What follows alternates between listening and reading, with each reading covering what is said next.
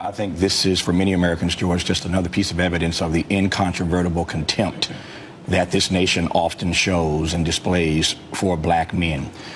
In just a matter of weeks, in this nation, we will celebrate the 50th anniversary of the March on Washington and that wonderful, brilliant speech by Dr. King, I Have a Dream. In that speech, you'll recall the one line that we all seem to know, not much else, but we know that one line.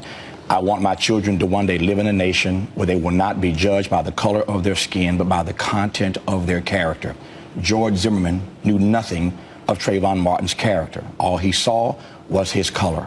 Something is wrong in this nation.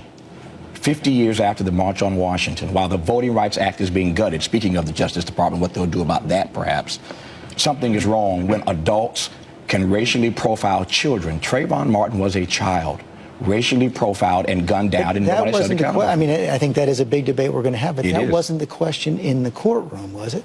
Well, I think what happens is, if you go to any barbershop, any beauty salon, even prior to the trial, Dan, and I don't have the scientific data to prove this, but I'm a black man, I live and work in a black community, I don't know that you could have gotten a majority of African Americans who believe that this case was going to end differently anyway.